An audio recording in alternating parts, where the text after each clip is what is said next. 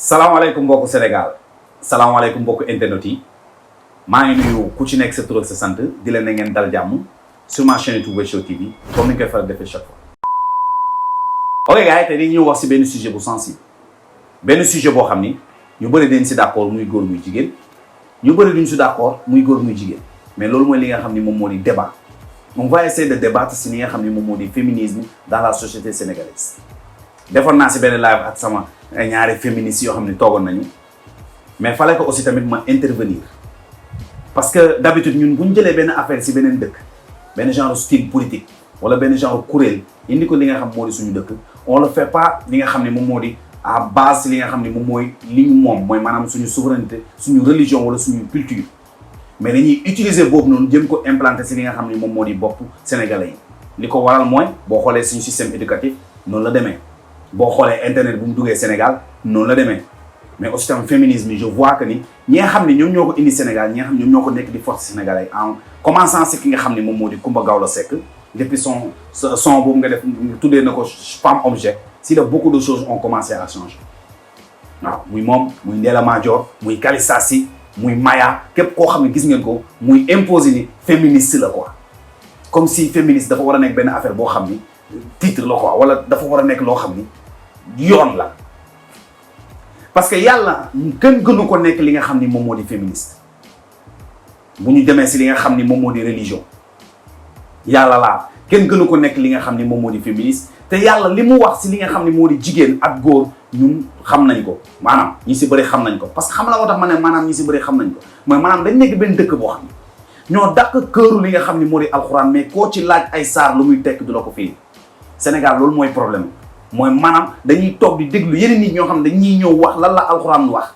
te pourtant war nañ mën a toog jàng alxuraan comprendre li nga xam ni moom moo di alxuraan si des personnes yoo xam ni am nañ xam-xam vraiment erreur boobu nag mooy première erreur moo tax tey jii nii mënuñu basé wu dara si li nga xam ni moom moo di religion pour def li nga xam ne moom moo di ay loi biir Sénégal pour mu leer y aura beaucoup de personnes yuy laaj lan mooy féminisme ñoo xam ne peut-être xamuñu ko féminisme mooy kuréel boobu noonu nga xam ni dañuy xeexal li nga xam ni moom moo di droit wu jigéen dañuy xeexal li nga xam ni moom moo di violence yi nga xam ni sénégalais yi ñu ngi koy def góor yi ñu ngi koy def jigéen yi muy viol muy femme battue xam nga muy violence conjugale loolu mooy li nga xam ni moom moo di loolu féminisme te man dama koy cautionner man moom dama koy valider parce que c'est normal mais est-ce que foofu la ñu yem c'est ça le problème ñii di ay Calista Sy ñooñu nga xam ne ñëw nañu ak seen style parce que am na style yu bëri yoo xam ne message ñoo nga koy jàllale si li nga xam ni moom moo di maîtresse d'un homme marié am na benn rôle bu am importance boo xam ne def na ko parce que gars il faut qu'on se dise la vérité et elle a commencé à changer beaucoup de mentalité mooy maanaam nit ñu bëri ñu ngi coppeeku grâce à Calista Sy féminisme bu ñëwee si benn société daa war a adapté wu ak li nga xam ni moom moo di religion bi daa war a adapté wu ak li nga xam ni moom moo di culture bi parce que yeneen dëkk yi non seulement ñu si bëri ay athées lañ léegi ils pensent seulement que li nga xam ni moom moo di valeur morale mooy maanaam droit de l'homme religion yoonam nekk ñu cautionné wu na ko te malheureusement ñun dañ nekk seen dëkk boo xam ni Sénégal diine ak culture ñoo defar suñu réew et il faut savoir une chose beaucoup plus précise li tax may contre li nga xam moo di benn féministe si yenn pàcc mooy maanaam li ñu bëgg a def parité mooy maanaam ñu tolloo c'est impossible parité c'est impossible bi Sénégal parce que Sénégal dafa nekk benn dëkk boo xam ni dafa patriarcal bu ñu nee patriarcal mooy maanaam góor mooy diriger ba li nga xam ne moom moo di suñu rawaayam yi góor mooy diriger doom bu góor moo ci tegu amul ay ren wala genre yooyu noonu pour nga nekk ren faaw góor takk la ma raconté leen benn histoire bu gaaw bu bref ci Kayoor dafa am ki nga xam ne moom moo di Maysa Tend Joor moom mooy ki nga xam ni moom mooy bàyyi ki nga xam ni moo di Ngoné Latyr Diop mooy bàyyi astafurlah Ngoné Latyr Fall Ngoné Latyr Fall nag papam ba mu nekkee buur dammel mooy maanaam ba mu nekkee dammel jaru sax mais buur bëggoon na aussi li nga xam moom moo di tey lan la def dafa dem xare pour am ko ba mu demee xare pour am ko dafa am ay doom yi nga xam ñoom ñoo magoon ki nga xam moom moo di Ngoné Latyr ñu gasax fa Ngoné Latyr nag c'est ki nga xam ni moom moo di ma koddu Kumba mais nag Fall la sant il faut ñu préciser ko ba mu seeg ma koddu Kumba Fall mi nga xam ni papaam faaleel la waaye yaayam waa Saalum la te waa Saalum ak Sine jamono jooju ñoo ne ay gelwaar la ñu woon te dinaa ci ñëw ci kanam ñu jël ko may ko ki nga xam ni moom moo di Ngoné Latyr ba papa ji gasaxee ki nga xam ni moom moo di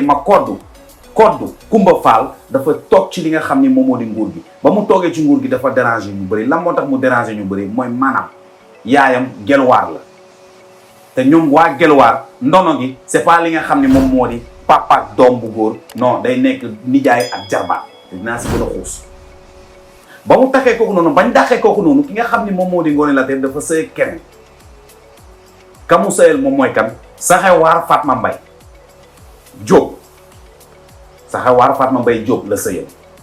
léegi nag ba ka nga xam ne moo di papaam bañ ko dàqee bu ex jëkkëram bañ ko dàqee foofu noonu dafa am benn doom bu mu yor kooku mooy Birima mi Youssou Ndour woy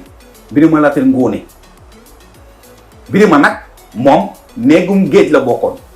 néegum géej benn genre sous dynastie la boo xam ni nit ki boo nekkee buur da ngay am ay jabar yu bëri néeg bu nekk da ngay am li nga xam ne moom moo di ay ndono mooy maanaam góor yoo xam ne ëllëg si biir ñoom ñoo lay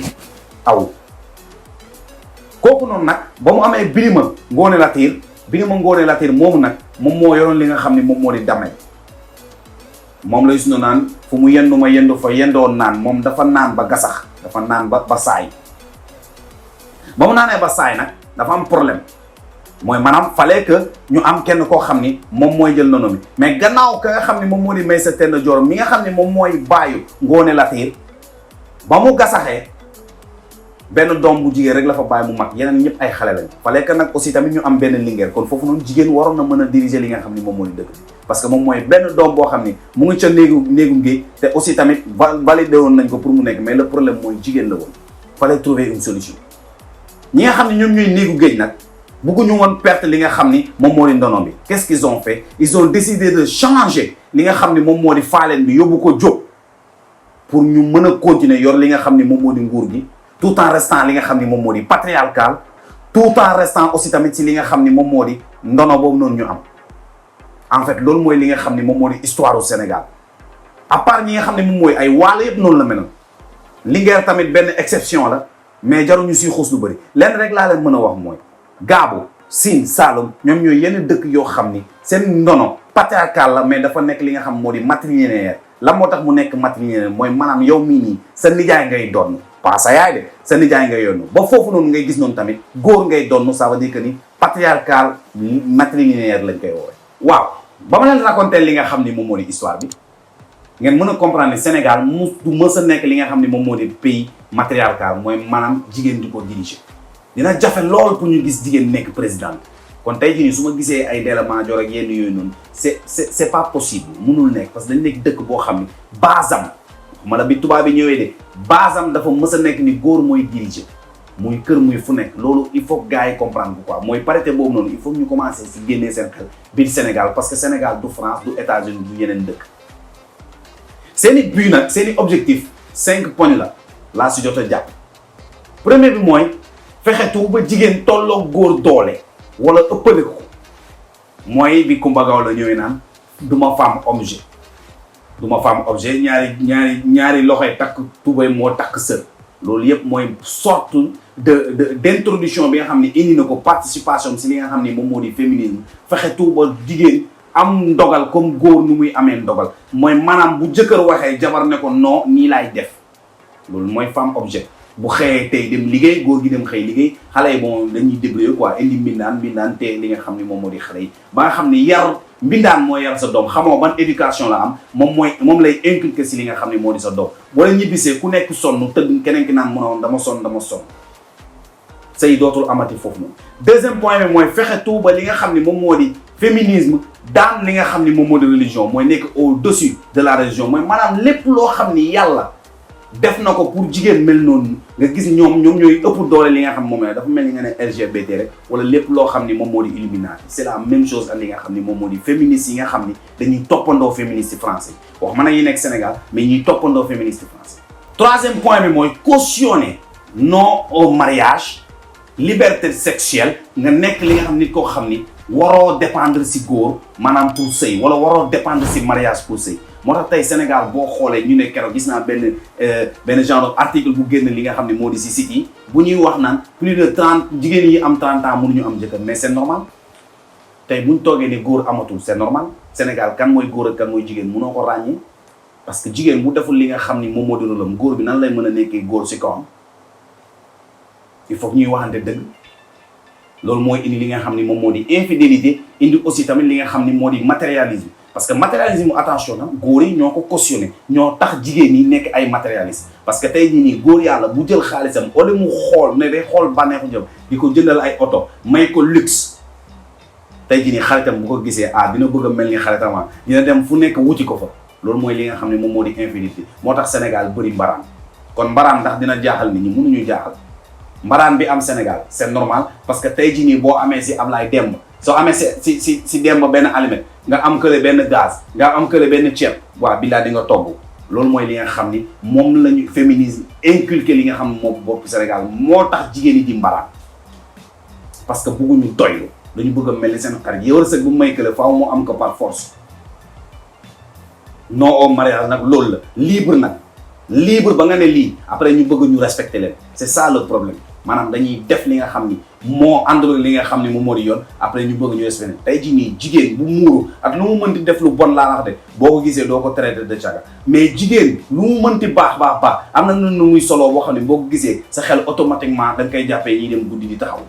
dernier point bi mooy wax naa ko mooy affaiblir li nga xam ni moom moo di société bi góor yi amatuñu sens ci biir dëkk bi fexe tout ba góor du am ndogal lépp lu muy def il faut mu am consentement jigéen pas seulement si li nga xam moo di tax ñaareel mais aussi tamit lépp décision bu mu mënti jël fois mu wax ak jabaram ba jabaram jox ko accord waaw du doxee yëgale mais mu wax ak jabaram ba jabaram jox ko accord mu mën kaa def moom laa leen expliqué na moom ngeen di gis si série TV yi nii loolu mooy li nga xam ni moo di féminisme bi nga xam ni indi nañ ko mooy danger féminisme Sénégal maanaam damay cautionner ñi nga xam ni xam nañ vraiment lan mooy féminisme mooy maanaam dégguñu ko ma riirandoo rek bëgg see bokk wala ñi nga xam ne dañ leen di yónni pour ñu ñëw biir Sénégal changer ko yàq ko mooy ñoom Calista si yooyu ma leen di wax que dafa nekk nit ñoo xam ni dañuy war a def attention si ñoom je vous répète maîtresse d'un homme marié ñëw nii dem li nga xam ne moom moo di ay New York Times wala dem seeni nii bizarrement parce que dafa nekk film boo xam ne dañ ko joué bien acteurs yi taxaw ñu de mais message bi nga xam ni moom la ñu jàllale moom la nit ñi soxla woon Ouzin Keita message bi nga xam moom lay jàllale moom la nit ñi soxla pas Ouzin Keita wér na wër a wérul wala képp koo xam ne da ngay xeexal góor jigéen wala da ngay may doole góor jigéen biir Sénégal ñoom soxlaaw ñu nga nekk nit wala nga nekk nit ku nekkoon nit wala nga intelligent wala nga mën a indi non li leen ab intéressé mooy nga def ñoom li ñu bëgg Calista si noonu la mel ay maayaay yi toog si gis-gis ñooñu rek la ñooñu mooy féminisme yoo xam ne xamuñu dara si féminisme dañuy dem ñu sol leen ndox ba ñu fees ñu ñëw indi ko biir Sénégal am na ñoo xam ne yàlla daf leen may ñu nekk ay féministes ñoo xam ne dama leen respecté jusqu'à présent comme benn Safia Gueye mi nga xam ne moom tam mu ngi si gis-gis kooku vraiment jigéen boo xam ne day sóoraale li nga xam moom moo di religion day sóoraale aussi tam li nga xam moom moo di culture Sénégal pour mën a exprimer wu en tant que féministe kon y en a de bons féministes mais y a aussi tam ñoo xam ne ay danger lañu mais tey jii nii boo jëlee benn pomme dugal ko si saako pomme bu yàqu saako pomme yooyu yëpp ay yàqu malheureusement loolu mooy Sénégal en tout cas gars yi loolu moo nekkoon vidéo bi ñu jox na daje si beneen vidéo bi di ñëw si góor jigéen yi la ñuy wax wasalaam